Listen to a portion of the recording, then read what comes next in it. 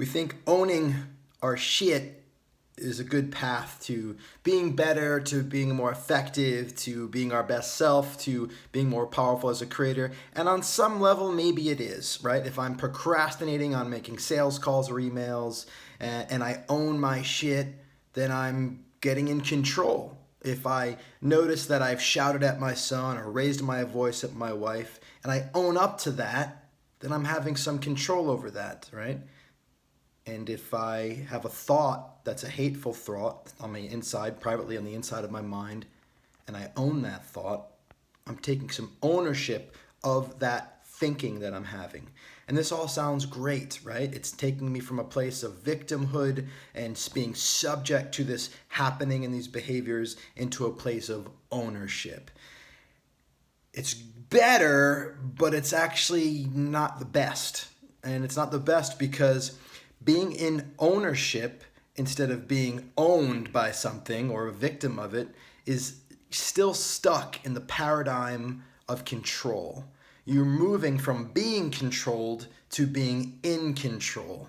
And once you're in control, you have the illusion of power. Because as soon as you're controlling something, just think you have your hand on something and you're controlling it, you're actually still being controlled by it because you're stuck to it.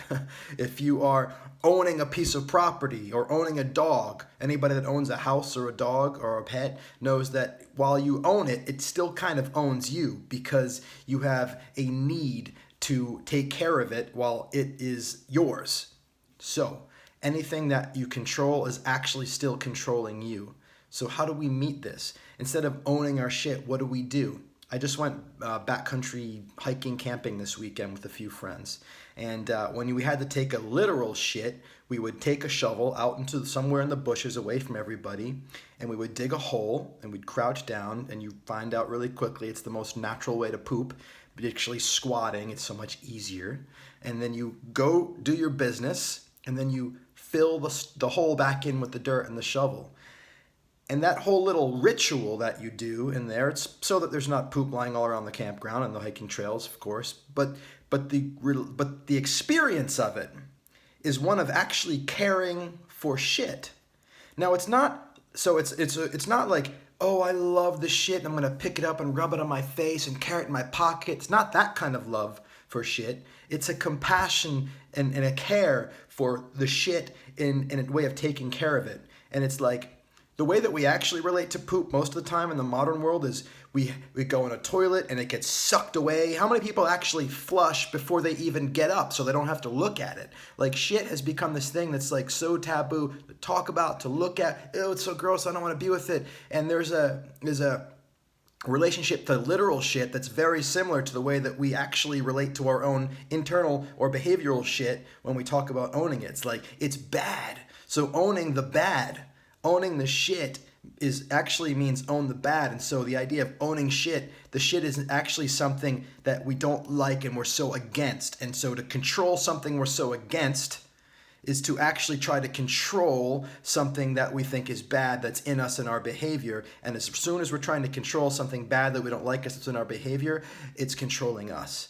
And so in the same way that you can poop in the woods and you can take the care and the compassion, you can be with the poop long enough to cover it up gently, make sure that it's all taken proper. You have to look at it, you have to be with it, you have to kind of just allow it to be there in order, otherwise you can't fill the hole back up.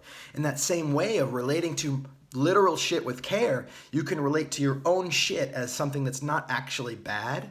It's just something that you don't want in your body anymore and don't want in your life, and there's no problem with it. It's, if it weren't there, then I would probably explode from all the food I'm putting in me, so it's still good that it's coming out, but I don't judge it. It's like, it's nothing, not evil, it's not wrong, it's actually perfect and it's right. It's just not what I want in me anymore, and so I'm going to put it there, but I'm going to be with it on that exit, and I'm going to care for it. And we can do that in the same way with our own metaphorical shit, for example. So instead of noticing that I'm procrastinating, calling that my shit and having it be bad, it's like, oh, I'm procrastinating. That's something I want to move out of my body right now, out of my behavior, out of my life. And how do I do that? I care for it. I love it. So what does that look like? What does that actually mean, to care for and love the shit of procrastination? Well, it's when I notice myself procrastinating, instead of thinking, oh, I gotta own this. I gotta take responsibility for it in a way that's like controlling. It's like, wow, okay, that's just something that's been happening. And it's okay.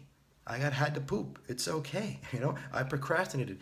The way of relating to the thought when you think about the behavior is the way that is akin to relating to the poop that's coming out of you in the hole. And I'm sorry this is gross, but the idea is to relate to it as not so gross, to start to become comfortable with it. In the same way that you can become comfortable pooping in the woods and covering up the hole, you can start to become comfortable with pooping your behaviors, with seeing the behaviors that you have that you don't want, and you can just start to remove them, gentle, easy. It's okay. It's okay that I pooped. It's okay that I procrastinated. I love the fact that I see that. I'm so grateful for the fact that I'm aware of it. These moments of awareness are the moments where I poop. I'm just with it. I'm with it right now. I can smell it because I'm thinking about it. I can smell it because I'm thinking about it. And it's okay. It's not bad. It's not evil. I'm not wrong. It's just what was happening.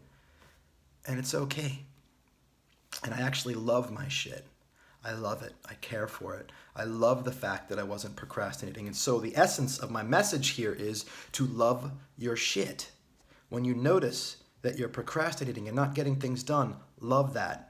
That doesn't mean keep it in your pocket. You're not going to keep your shit with you, but love it in a sense of caring for it. Be gentle. It's not bad that you did that. It's not bad. It's just something that happened and you're moving it out of your life. When you notice that you've done something like my unfortunate habits, but hey, it is what it is sometimes when I get frustrated, my voice goes up. And I've noticed that I raise my voice at my wife or I shouted at my son. And if I'm like trying to own that shit, it's like the energy of control comes on to the behavior that was controlling in the first place, and that just exacerbates it or it represses it, and then it comes out sideways later in some other form. And so I actually want to notice and love it. Just like, wow, look at that. It's okay. I'm just moving that out of my body, moving it out of my life. It's like just put it in a hole, let it go, cover it up. It's okay. My relationship to my shit and having a relationship of love and gentleness and ease and kindness to myself in the moments of my proverbial pooping, my metaphorical pooping, which is the moments of awareness of behaviors that I don't want or thoughts that I had, a hateful thought. Wow, okay, I had that thought. It's all right. I'm still loved. I'm lovable. I'm a good person. I love people. I had that thought, and that's okay. Just let it out, cover the hole up, and move on. That relationship to your poop, to your shit, is actually one of the most powerful things that you can create inside yourself. If you can create an internal relationship to loving your shit, you are so free. If you can poop in the woods, you are so free. You can go anywhere. You can create anything. Today is the perfect day for you to create who you are. You are loved and you are powerful. And I am loving you simply for your being here. We'll talk to you soon.